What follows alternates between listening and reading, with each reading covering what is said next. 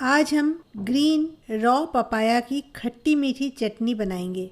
ये वेस्ट बंगाल की एक डेलिकेसी है और इसका जो लुक है ना, ये एकदम क्लियर सेमी ट्रांसपेरेंट प्लास्टिक जैसा अपीयरेंस देता है, तो इसलिए इसे प्लास्टिक चटनी भी कहा जाता है। तो चलिए देख लेते हैं पपीते की खट्टी मीठी चटनी। मैं Nutan Dutt, welcome back to my channel delicious खाना झटपट बनाना। हमने एक पपीता लिया है और इसको हम काट लेंगे। पपीता थोड़ा कड़ा होता है, थोड़ी ताकत लगानी पड़ेगी। और इसके बीच में बीज यहाँ नहीं है, लेकिन अगर हो तो उन्हें भी निकाल दीजिए और उसके बाद इसका स्किन भी निकाल दीजिए। पपीता हमेशा थोड़ा मोटा छीलना पड़ता है, तो इसे हम 2 बार पील करेंगे। और इसके बीच में अगर कुछ बीज या कुछ हो तो उसे भी एक स्पून की सहायता से निकाल दीजिए। मैंने 250 ग्राम्स पपाया लिया है। अब हम पपीते का स्लाइस करेंगे, करीब 1.5 से 2 mm थिन स्लाइस करेंगे। इसके लिए मैंने स्लाइसर यूज़ किया है।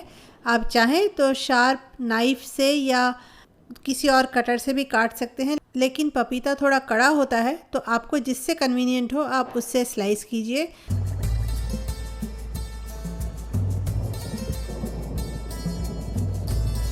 तो इसके सब स्लाइस को अब हम और थोड़ा बीच से काट देंगे, ताकि हमें 2 से 2.5 सेंटीमीटर का स्क्वायर शेप का एक एक पीस मिले।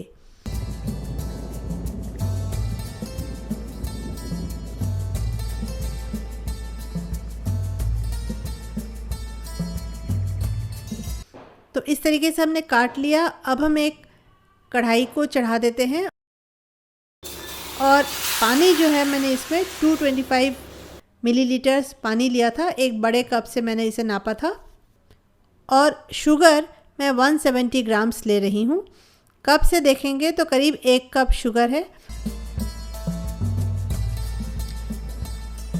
इस चटनी को बनाने के लिए शुगर सिरप हमारा एकदम साफ़ होना चाहिए, बिल्कुल ट्रांसपेरेंट सा शुगर सिरप होना चाहिए। आजकल का शुगर काफ़ी साफ़ आता है, लेकिन फिर भी हम इसे एक बार क्लीन कर लेंगे। तो हमने थोड़ा सा 1 टेबलस्पून दूध इसमें डाला है। आप चाहें तो नींबू का रस भी डाल सकते हैं। और इसके बाद जो भी इम्प्योरिटीज़ ऊपर तैर कर आएंगी उसे हम निकाल कर फेंक देंगे। और जब शुगर सिरप में अच्छी उबाल आए तब हम इस पर पपीते के पीसेस को ऐड कर देते हैं। और इसमें हमें पपीते को तब तक कुक करना है जब तक कि ये पपीता सॉफ्ट ना हो जाए और शुगर सिरप जो है ये थोड़ा गाढ़ा ना हो जाए।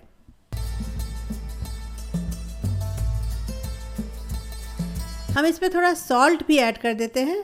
सॉल्ट डालने से ये थोड़ा जल्दी कुक हो जाएगा। और इसे हम कवर कर देते हैं, थोड़ी देर कवर करके रखेंगे तो पपाया अच्छे से जल्दी सॉफ्ट हो जाएंगे। करीब 10 से 12 मिनट हम इसे कुक करेंगे। इससे पपीता हमारा काफ़ी सॉफ्ट हो जाएगा। और इसके बाद हम इस पे डाल देंगे काजू और किशमिश को।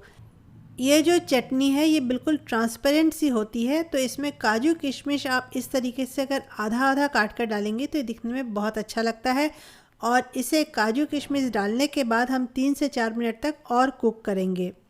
इसमें जो पपीते के टुकड़े हैं, इनका जो टेक्सचर है ये थोड़ा च्यूई सा होता है, क्योंकि ये शुगर सिरप में बॉईल हो रहा है।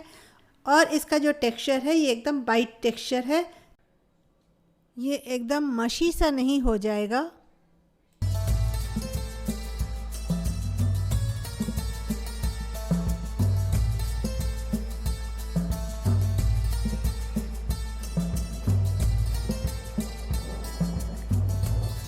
इस चटनी को आप थोड़ा सा रनी ही रखिए, थोड़ा पानी रखिए उसमें, क्योंकि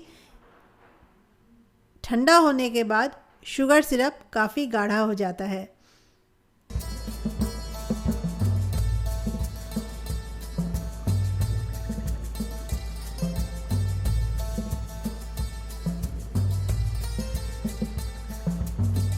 अब हम फ्लेम को पूरी तरह से बंद कर देंगे और बंद करने के बाद हम इसमें नींबू का रस डालेंगे। नींबू का रस डालने से शुगर जो है ये क्रिस्टलाइज नहीं होता है और साथ ही साथ ये इस चटनी को एक खट्टा मीठा सा टेस्ट भी देता है।